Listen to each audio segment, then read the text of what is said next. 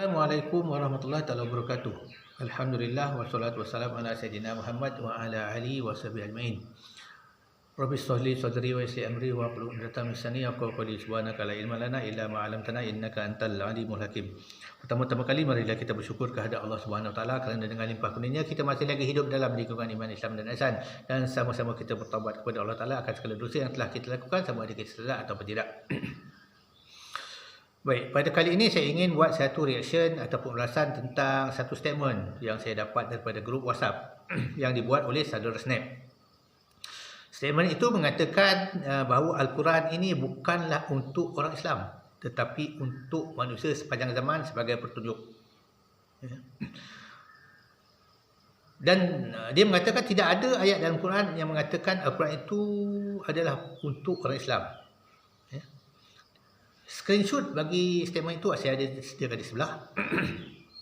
Tujuan reaction saya ini tidaklah untuk merendah-rendahkan atau mencaci maki ataupun melabel saudara Snap ini dengan label-label yang tidak patut bagi seorang manusia. Cuma saya ingin berkongsi di manakah duduk kebenaran dan di manakah duduk kesalahan dalam statement saudara Snap ini. Baik. Pertama sekali kita kenal dulu apakah maksud Islam. Baik ya, kita rujuk ya. Islam itu bermaksudnya secara harfiahnya iaitu selamat, tunduk dan bersih. Ya. Ataupun secara sinonimnya iaitu kesejahteraan, ya. Keselamatan, ya, keamanan. Baik.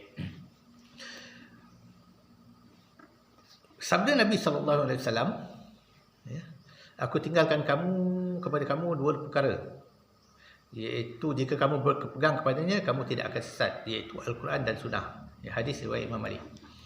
Ya. Dan kita kata yang lain, apa yang dibawa oleh Nabi Muhammad SAW sebagai petunjuk, ya, kepada kita adalah Al-Quran, selain pada Sunnah. Kita fokus Al-Quran. Ya. Memang benar apa yang saudara Snap katakan, sesungguhnya Al-Quran, sesungguhnya Islam itu, Al-Quran itu adalah untuk petunjuk kepada manusia, ya, sepanjang zaman. Benar. Ya, benar. Kerana apa yang dibawa oleh Nabi Muhammad itu Al-Quran, ya, dan Sunnah, ya, menjadi petunjuk kepada semua manusia, ya. Tidak kira zaman dulu, kini dan di masa depan. Seperti firman Allah Ta'ala dalam surah Al-Anbiya ayat 107 yang bermaksud, tidaklah kami mengutus engkau wahai Muhammad melainkan untuk menjadikan rahmat sekalian alam. Itu sebabnya orang barat, ya, orang bukan Islam, seperti Kristian, mengambil Al-Quran ini sebagai bahan kajian mereka, dan daripada Al-Quran itu mereka mendapat petunjuk tentang ilmu sains, ilmu perubatan, ilmu astronomi dan sebagainya. Ya, kita boleh baca makalah-makalah ataupun tulisan-tulisan yang menyatakan bahawa Al-Quran inilah menjadi pedoman bagi orang-orang saintis barat dalam kajian mereka. Cuma satu saja, mereka tidak beriman kepada Allah Ta'ala, tidak beriman kepada Tauhid. Mereka menyebutkan Allah dengan yang lain, ya, dengan makhluk. Memang benarlah apa yang dikatakan oleh Snap itu, bahawa Al-Quran itu petunjuk sepanjang zaman. Baik. Tetapi Islam ini menjadi khusus,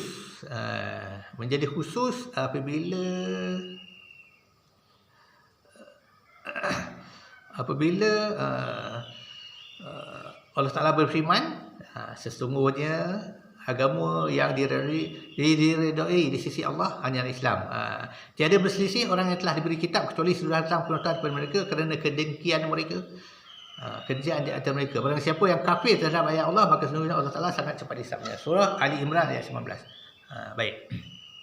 Di sini kita akan nampak Islam itu menjadi khusus. Menjadi khusus bagi mereka yang mengamalkan Islam secara keseluruhan, ya, secara syumul.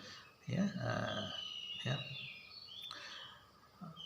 Islam itu tidak akan menjadi khusus bagi mereka yang tidak percaya kepada Tauhid, hanya percaya kepada keilmuan kehidupan. Ya. Dalam surah Al-Imran ini Allah Taala mengatakan sesungguhnya agama yang diredai Allah hanyalah Islam. Dan ahli kitab tidak akan berselisih kecuali setelah datang mereka akan petunjuk. Barang siapa berkafir terhadap ayat Allah, maka Allah Taala akan sangat cepat hisabnya. Dengan arti kata yang lain, Islam ini hanya menjadi khusus kepada mereka yang mengamalkan secara zahir dan batin, dari segi akidah dan daripada segi hukum kehidupan. Dan inilah hanya satu-satunya petunjuk ataupun jalan ataupun sumber kehidupan zahir dan batin yang Allah Taala redha, yang Allah Taala terima. Yang lain tidak. Baik. Dan ia menjadi lebih khusus lagi.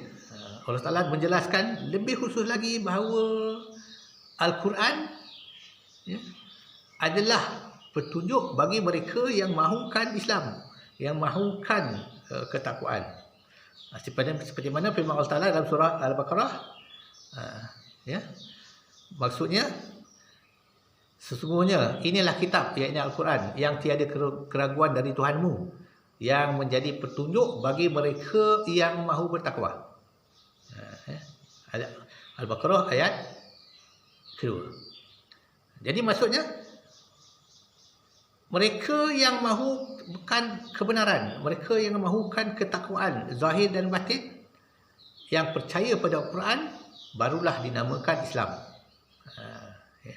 Jika mereka tidak percaya kepada Al-Quran, mereka tidaklah dikatakan Islam. Kalau kita tanya kepada orang kafir, orang Kristian, orang Buddha, Hindu, adakah kamu ini percaya pada Al-Quran? Mereka kata tidak. Adakah kamu ini orang Islam? Tidak. Jadi di sini menunjukkan bahawa apabila disebut Islam, ia menjadi sesuatu yang khusus, iaitu agama yang dibawa oleh Nabi Muhammad SAW, yang satu-satunya Allah Taala redha. Yang satu-satunya Quran itu adalah petunjuk bagi mereka yang mahukan ketakwaan, mahukan kebenaran, mahukan kehampiran dengan Allah Taala zahir dan batin. Quran itulah petunjuk.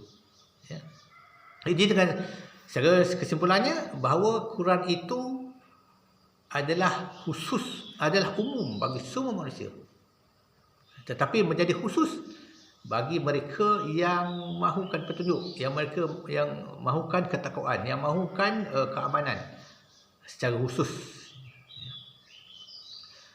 Seperti mana yang saya katakan tadi, sesungguhnya agama yang diredai oleh Allah Taala itu adalah Islam. Islam itu sumbernya Al-Quran. Sebagaimana hadis Nabi kata, sesungguhnya aku tinggalkan kamu dua perkara, jika kamu berpegang kepadanya, kamu tidak akan sesat. Iaitu Al-Quran dan Sunnah. Jadi sekian dulu. Wabillahi taufik wal hidayah. Wassalamualaikum warahmatullahi wabarakatuh.